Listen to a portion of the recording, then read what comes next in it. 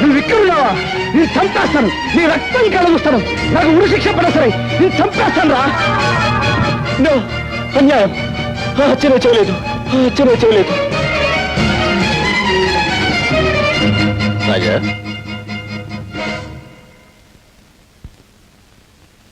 గురుమూర్తి గారు, మా చెల్లెలు ఎక్కడికి వెళ్ళిందో మీకు తెలుసా అండి?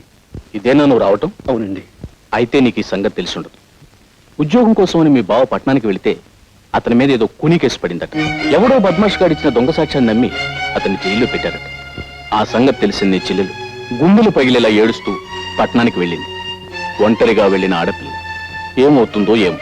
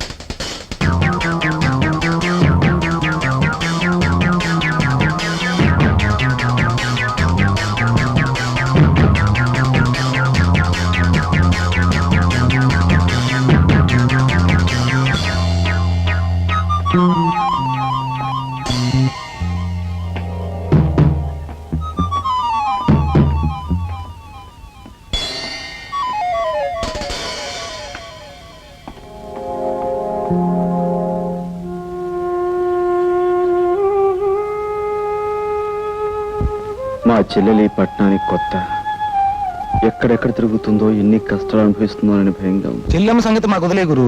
ఈ ఊరంతటిని జల్లెడి చేసి ఎలాగైనా గాలించారు. చెల్లెమ్మని పట్టుకోవడం మేము చూస్తాం. మన వల్ల జైలు శిక్ష పడ్డ బావగారిని ఎలా రక్షించాలా అన్నది నువ్వు ఆలోచించు.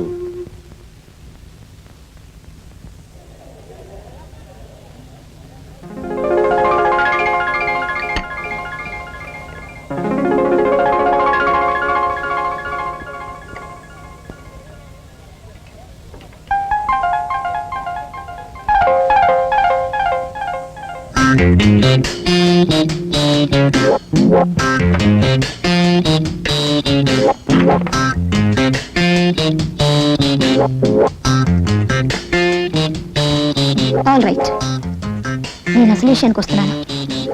నేను నిన్ను ప్రేమిస్తున్నాను, పెళ్లి కూడా చేసుకుంటాను. ఇంత ఫ్రాంక్ గా మాట్లాడే మనుషులు మీరు ఎప్పుడు చూసుంటారు కదా. నాతో మాట్లాడకపోతే మీకే నష్టం. నేను 3 అంకెలు లెక్క పెట్టేలోపు మాట్లాడకపోతే నలుగురు వచ్చి పోట్లాడేలా చేస్తాను. ఓకే, 1 2 3. రాజా, నా మాట విని ఇంటికి వచ్చేసాయి రాజా. పిల్లలంతా నాన్న నాన్న అని ఏడుస్తున్నారు. ఇంకెప్పుడు వంట ఆలస్యం చేయదని ప్రామిస్ చేస్తున్నాను రాజా. రాజా, నేను నీ చరణదాసుని రాజా. చరణదాసి లేదు, మసాలా దోశ లేదు. రాజా, మర్యాద వెళ్ళి ఇక్కడి నుంచి. బాబాయ్ గారు, మీరైనా కాస్త చెప్పండి బాబాయ్ గారు. పోపుల డబ్బా ఏదో ఒంట్లో బాగోక వంట కాస్త ఆలస్యం అయిపోయింది. దాని గురించి నన్ను తిట్టి పిల్లల్ని కొట్టి ఇక్కడికి వచ్చేసారు. ఇంట్లో వండి నన్ను వంట అలాగే ఉండిపోయింది. నన్ను ఏం చేయమంటారు? పిన్ని గారు, మీరు కడుపుతూ ఉన్నప్పుడు మీతో ఆయన దెబ్బలాడి ఇలాగే వచ్చేసారా? చెప్పండి బాబాయ్ గారు. ఏమిటయ్యా ఇది? ఏమిటిది? క్రితం సార్ ఆ అమ్మాయి ఏదో తప్పు చేసిన నువ్వు చేస్తున్నావు ఏమిటి? ఇంటి ఇల్లాలు వీధులు పడి బతిమాలుతుంటే బుద్ధి లేదట నీకు? మాస్టరు, నాకు ఇంకా పెళ్లి కాలేదండి. రామరామ, మీకు పెళ్లి కాలేదా? ఎందుకండి అబద్ధం చెప్తారు? కావాల్సి వస్తే ఈ తాళి చూడండి, ముగ్గురు పిల్లలు బాబాయ్ గారు. తెలుసమ్మా, ఆ వేళ ఆ తాళి చూపించి ముగ్గురు బిడ్డలు తెల్ల నాతో చెప్పలేదు నువ్వు. ఎవరైనా వింటే గడ్డి పెడతారు, బుద్ధి లేట నీకు. వెళ్ళు, ఇంకేం మాట్లాడుకో, ముందు వెంటనే వెళ్ళు. జాగ్రత్తగా తీసుకెళ్ళమ్మా. చాలా థ్యాంక్స్ బాబాయ్ గారు. పోదా రండి రాజా, పిల్లల్ని తీసుకొని బీచ్ కడదాం. రండి రాజా.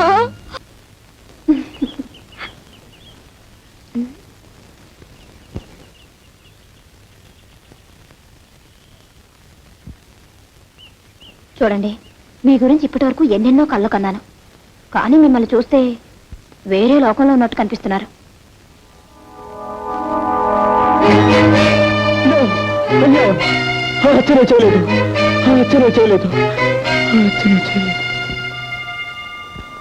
ఎలాగైనా సరే నేను అతన్ని విడిపించాలి. ఓహో, చూడండి, ఈ పోలీస్ కాలనీలో మీ హరికథలు విన్నవారంతా మీ భక్తురాళ్ళు. మీకు ఎవరు సహాయం కావాలన్నా మేమందరం. వాళ్ళెవరి సహాయం నాకు అక్కర్లేదు, నాకు నీ సహాయం కావాలి.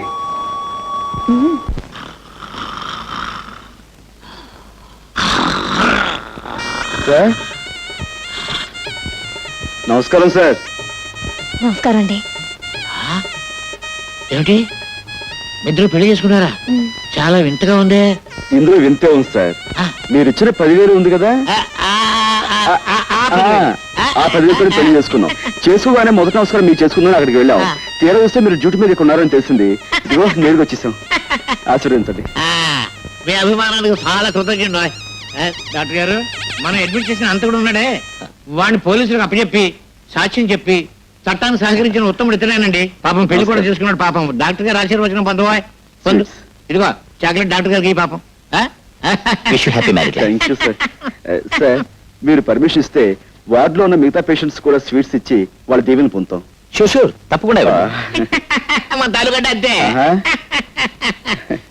Proceed.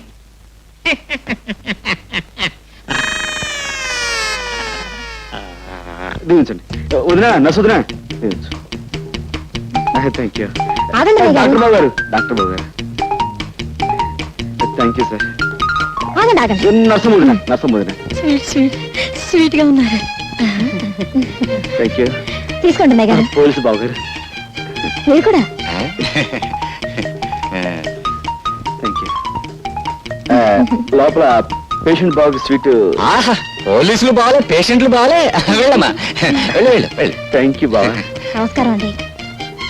నాకు కొత్తగా పెళ్ళయింది. ఈ హాస్పిటల్లో ఉన్న పేషెంట్స్ అందరికీ చాక్లెట్స్ ఇస్తున్నాను, కనుక మీరు కూడా తీసుకోండి. జాగ్రత్తగా విప్పి చూస్తేనండి. నేను వస్తాను. రాత్రి 10 గంటలకు నేను తప్పించేందుకు వస్తున్నా, సిద్ధంగా ఉండు.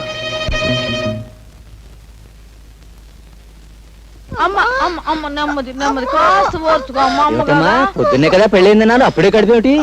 అదేంటయ్యా, దాని మొగుడు ఎవరనుకుంటున్నా? గొప్ప పైల్మాన్. ఎంత పహిల్వాన్ అయితే మాత్రం పొద్దున్న పెళ్లి చేసుకుని రాత్రి గర్భం అంటే రూల్స్ ఒప్పుకోమా? అదే సంగతే, నువ్వు పొరపాటు పడ్డావయ్యా. ఆ పిల్ల ఈ పిల్ల కమల పిల్లలు. అది మా చిన్నమ్మాయి ఇంట్లోంచి లేచిపోయి ఎవరినో పెళ్లి చేసుకుని మీ అందరికి చాక్లెట్లు పంచి పెట్టిందంట. ఇది మా పెద్ద అమ్మాయి, దీని మొగుడు పైల్మాన్. చూస్తే ఒంటో పేడి, ఆయన కాస్త సాయం అమ్మవయ్యా. పట్టుకో జాగ్రత్త. మెల్లిగా మెల్లిగా. జాగ్రత్త జాగ్రత్త అయ్యా. అది సంగతి. అటెళ్ళు. కమాన్, బయలుదేరు. నువ్వా? నేనే. ఆ రోజు కోర్టులో దొంగ సాక్ష్యం చెప్పి నిన్ను నేరస్తుని చేసింది నేనే. నువ్వు నా చెల్లెలు భర్త అని ఆలస్యంగా తెలిసింది. నా తప్పు నేను తెలుసుకున్నాను. నువ్వు నిర్దోషువని, నీకు ఈ నేరానికి ఎలాంటి సంబంధం లేదని నేను నిరూపిస్తాను. అందుకే నేను విడిపించి తీసుకెళ్తాను. ప్లీజ్ నాతో రా. ఆ రోజు కోర్టులో గుండెలు బాదుకుంటూ దొంగ ఏడుపులు ఏడుస్తూ నన్ను నేరస్తుని చేయడాన్ని వాడి నాటకం కంటే ఇదేం గొప్ప నాటకం కాదు. నీ కట్టుకథలు కట్టిపెట్టి వెళ్ళి ఇక్కడి నుంచి. ప్లీజ్, నా తప్పు ఒప్పుకుంటున్నాను, అందుకే క్షమించమని అడుగుతున్నాను. ప్లీజ్ నాతో రా. కసాయి వాడి వెనుక గొర్రెలా నీ వెంట అనుసరించిన కంటే సంతోషంగా ఉరికమ్మ ఎక్కడానికే సిద్ధంగా ఉన్నాను. మరి అదిగా వెళ్ళి ఇక్కడి నుంచి. ప్లీజ్ ఆవేశపడకు. తలుపేసుందేమిటి? ముందు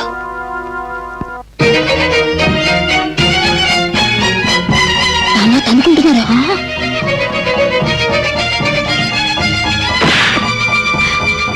అమ్మో, నర్సు వస్తుంది కదా.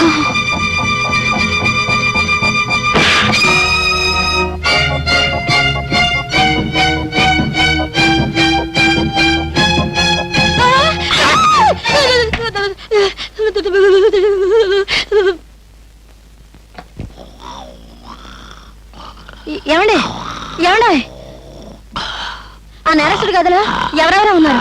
తలుపులు వేసొచ్చాను, తొందరగా రండి. ఏమిటి?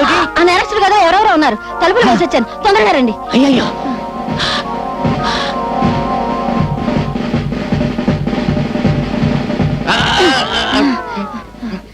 ఈ గదండి ఆ? ఈ గది ఈ కదా తలుపులు తెరుచున్నాయి ఏంటి? నేను తలుపులు వేసే వచ్చానండి నేను వేసేస్తే తలుపులు తెచ్చున్నాయండి తలుపులు తెరుచున్నాయంటే పారిపోయారన్నమాట. ఇక్కడ ఇద్దరు కానిస్టేబుల్స్ ఉండాలి. ఓహో, వాళ్ళు పారిపోతుంటే వీళ్ళు వెనకాల పడి ఉంటారు. రండి పట్టుకుందాం. లేవండి లేవండి వాళ్ళు వెళ్ళిపోయారు.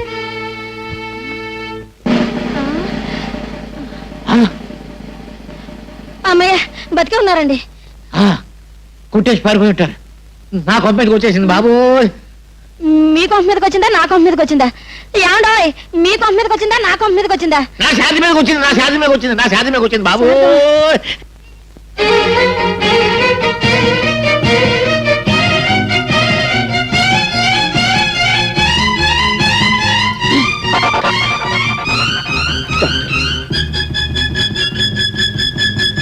మీరు- అదేనండి, ఉదయం మీకు కనిపించే కొత్త దంపతులం అండి, మా అత్తయ్య గారండి. నైట్ డ్యూటీ స్టాఫ్ కూడా చాక్లెట్ ఇద్దామని వచ్చామండి. అందరికీ ఇచ్చారా? మ్మ్. హాయ్, సరే. థ్యాంక్స్ అండి. థ్యాంక్స్ అండి. Good night sister.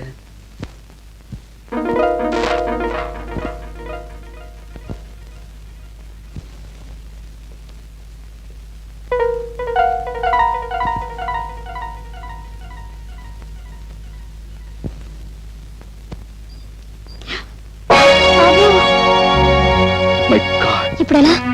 ఇప్పుడు మనం చేసేది ఏం లేదు. బయటపడండి.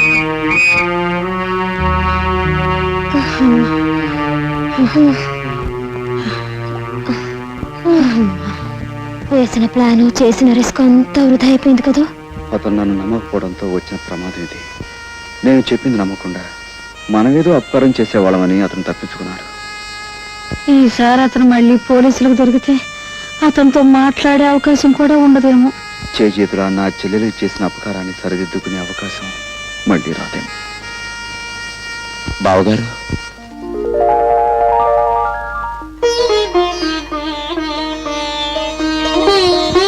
నిజంగానే మీరు అపకారం చేసే మనిషి అనుకున్నాను, కానీ సావిత్రి అన్నయ్యని ఇప్పుడు అర్థమైంది.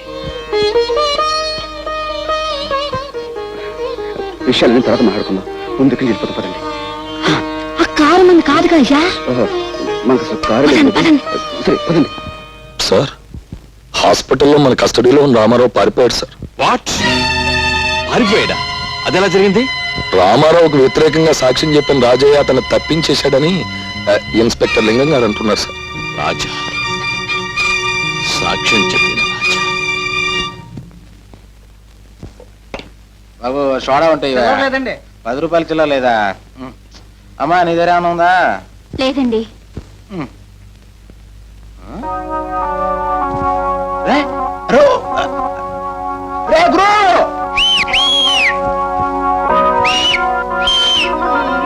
ఎక్కడ తెచ్చావురా? అలా చూడు. బాగుందిరా. సరిగ్గా చూడు. ఎవరో కాదురా, మన బాస్ చెల్లెలు సావిత్రిరా. నన్ను ఎలాగైనా పట్టుకోవాలి.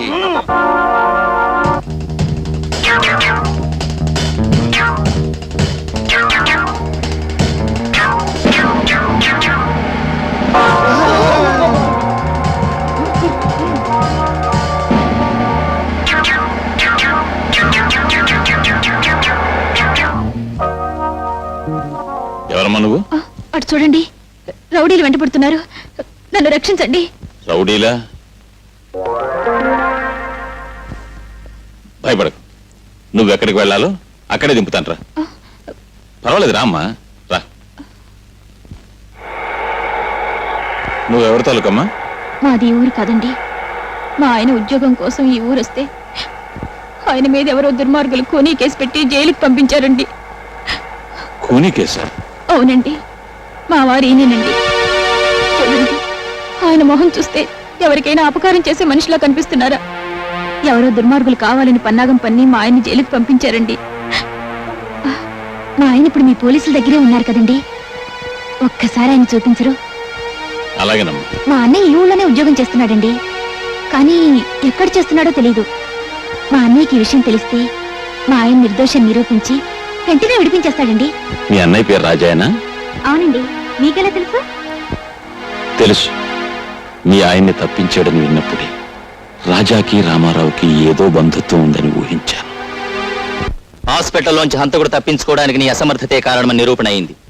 కాబట్టి నిన్ను ఎస్ఐ పోస్ట్ నుంచి కానిస్టేబుల్ పోస్ట్కి రివర్ట్ చేయమని ఎస్పీ గారు ఆర్డర్స్ వేశారు. అన్యాయం సార్, అక్రమం సార్. అమ్మాయి పెళ్లి చేయలేదు సార్, ఇంకాను నిమ్మదోడు అడ్వాన్స్ కూడా ఇచ్చాను సార్. Shut up. ఏమిటా సాల్యూట్ చేయడు? జవాన్ అన్నవాడు జెండాకు ఇలా తిన్నగా నిలబడి జబర్దస్తిగా సాల్యూట్ చేయాలి. రివర్షన్ కదా, ఆ షాక్ తో భోంచేయట్లేదు గోపాలం. గోపాలమా, ముందు ఆ పిలుపు మార్చు. ఇప్పుడు నేను ఎవరిని? సబ్ ఇన్స్పెక్టర్ ఆఫ్ పోలీస్, నువ్వు ordinary constable. Understand? Understand sir. ఇవాళ టేబుల్ తుడిచావా? 3 సార్లు చూసేది సార్. ఎందుకు తుడిచావు? నువ్వు కానిస్టేబుల్ వా, స్టేషన్ స్వీపర్ వా? ఇక ముందు ఎప్పుడు టేబుల్స్ తుడవకు. ఈవేళ నువ్వు చేయవలసిన డ్యూటీ ఏమిటో తెలుసా? తెలుసు సార్. ఏమిటి? మీ ఇంటికి వెళ్ళడం, బట్టలు ఉతకడం, ఇస్త్రీ చేయడం, తర్వాత మార్కెట్కి వెళ్ళి బజార్ చేసుకురావటం. నార్మల్. ఇలాంటి తప్పుడు పనులు నువ్వు చేసినట్టే నేను చేస్తాను అనుకున్నావా? నా సబార్డినేట్స్ కి ఎప్పుడు ఇలాంటి వెధవ పనులు నేను చెప్పను. అయితే మార్కెట్కి వెళ్ళి బీట్కి ఏమంటారు సార్? వచ్చే పోయే వాళ్ళని ఆపేసి లంచాలు గిల్లేద్దామనా? అసలు నువ్వు సబ్ ఇన్స్పెక్టర్ అయిన నాటి నుంచి లెఫ్ట్ రైట్లే మర్చిపోయావు. ఓసారి నీ రైట్ హ్యాండ్ చూపించు. అది రైట్ హ్యాండా? ఛేదించు. మన స్టేషన్ కి ఎదురుగా ఏముంది? 7 ఎకరాల మైదానం ఉంది సార్. ఆ మైదానంలోకి వెళ్ళి నువ్వు సాయంకాలం వరకు లెఫ్ట్ రైట్ కొట్టు.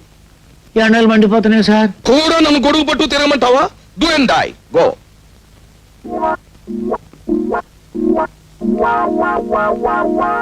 అసలు జరిగింది ఏమిటో మీరు చెప్పకపోతే నిజమైన హంతకుడిని పట్టుకోవడం ఎలా? జరిగింది ఏమిటో మీరు చెప్పండి. ఉద్యోగం కోసం కాళ్ళరికేలా ఊరంతా తిరిగి విసిగిపోయి ఊరి చివర బ్రిడ్జ్ దగ్గర కూర్చున్నాను. అంతలో ఎవరో ఒక వ్యక్తి కారులో వచ్చి ఓ మూట లాంటి వస్తువు నీటిలో పారాయడం నేను దూరం నుంచి చూశాను. నాకు అనుమానం కలిగి అతను వెళ్ళగానే నదిలోకి దూకి ఆ మూటను బయటకు తీశాను.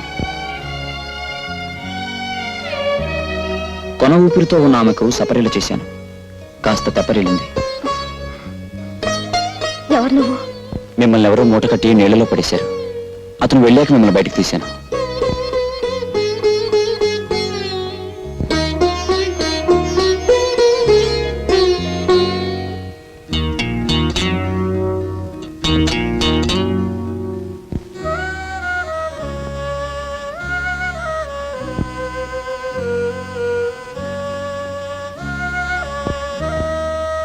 మీరు నాకు ప్రాణదానం చేశారు. కృతజ్ఞతతో ఇస్తున్నాను. కాదనకుండా తీసుకోండి. హత్య గావించబడ్డ చెంచలు నీకు గాజులు ఇవ్వడం ఏమిటి? నువ్వే ఆ గాజుల కోసం ఆమెను హత్య చేసి నదిలో పారేసావన్నారు. అంతవరకు నాకు తెలియదు ఆ చెంచలు హత్య చేయబడిందని. అంటే నువ్వు రక్షించిన తర్వాత ఆ చెంచల్ని మళ్ళీ ఎవరో హత్య చేసి నదిలో పారేస్తారన్నమాట. ఇతను రక్షించిన సంగతి ఆ మూటకట్టి పడేసిన వ్యక్తికి తెలిసి అతనే మళ్ళీ చంపుండాలి. అతనే చంపాడో లేక మరెవరైనా చంపారో తెలుసుకోవాలంటే మనం ఎస్ఐ లింగాన్ని కలుసుకోవాలి. లింగమా? ఎందుకు? ఈ కేసు ఇతని మీద బనాయించింది, నాతో తప్పుడు సాక్ష్యం చెప్పించింది ఆ లింగం గారే. కమాన్. ఆ విషయం నాకు వదిలేండి. మా నాన్న ఒక పెద్ద కిరికిరి తప్ప ఎలా వాయిస్తారో చూడండి. నాన్న నాన్న నాన్న, కత్తితో పొడుచుకుంటే తొందరగా చచ్చిపోతారా? ఉరేసుకుంటే తొందరగా చచ్చిపోతారా? విషం మింగితే తొందరగా చచ్చిపోతారా? ఉరేసుకుంటేనే తొందరగా చచ్చిపోతారు, కానీ ఇప్పుడు ఏమొచ్చింది? అయితే నేను ఊరేసుకుని చచ్చిపోతాను. ఏమిటది? ఎందుకు? ఎందుకా? నా కర్మ కాలి. ఊళ్ళో వాళ్ళంతా నన్ను అడ్డమైన తిట్లు తిడతా ఉంటే ఆ తిట్లు వింటూ బ్రతికే కన్నా ఊరేసుకుని చచ్చిపోయాను. ఇదిగో ఇలా చూడు, దెబ్బలు తినకుండా దొంగతనం, తిట్లు పడకుండా పోలీస్ పని చేయడం చాలా కష్టం అమ్మా. అయినా ఏ గాడిద నిన్ను ఇప్పుడు తిట్టింది? ఊళ్ళో వాళ్ళందరూ అనుకుంటున్నారు చెట్టంత ఉద్యోగం పీకి పారేసి పిట్టంత ఉద్యోగం. నువ్వు కైడేగాలతో సావాసం చేయబట్టే మనకి కష్టాలు వచ్చాయి. వాళ్ళు మనకంటే చిన్నవాళ్ళమ్మా. వాళ్ళతోటి మనం కలిసి ఉన్నప్పుడు మనం బాగానే ఉన్నాం. మనకంటే పెద్దవాళ్ళ ప్రాపకం కోసం మనం ప్రయత్నించినప్పుడే ఇదిగో ఈ విధంగా అయిపోయింది మన బ్రతుకు. ఎవరో పెద్దాళ్ళు? అమ్మో చెప్పకూడదు. నువ్వు చెప్పకపోతే నేను ఊరేసుకుంటా. ఏమిటమ్మా అది? నా చేతికి 10,000 ఇచ్చి ఎవడో ఒకరి మీద కేసు బనాయించమని చెప్పింది మా ఎస్పీ దొరగారే. ఎస్పీ గారా, ఆశ్చర్యంగా ఉంది. మా బావ మీద అతనెందుకు కక్ష పెట్టాడబ్బా? కక్ష లేదు, నా బొంద లేదు. అసలు ఆ శశిపడ కుర్రోడు ఎవరో ఎస్పీ గారికి ఇంతవరకు తెలియదు. చెంచల నేదాన్ని చంపింది ఎస్పీ గారు అల్లుడు. ఆయన్ని సేవ్ చేయడం కోసం ఒక అడ్రస్ మనిషిని తీసుకురమ్మని అంటే చెంచల తాలూకు గాజులమ్ముతున్న ఈ కుర్రోని పట్టుకు తీసుకొచ్చాం. కేసు ఈయన మీద బనాయించాం. మన ఇంట్లో అద్దుకుంటున్న మాయల బక్కీరు వీడు బావ బామూర్తుల సంగతి తెలియక ఈ కిరికిరి అన్ని జరిగినాయి. ఎస్పీ అయితే మన చెల్లెమ్మ ఇప్పుడు ఆయన చేతుల్లో ఉంది.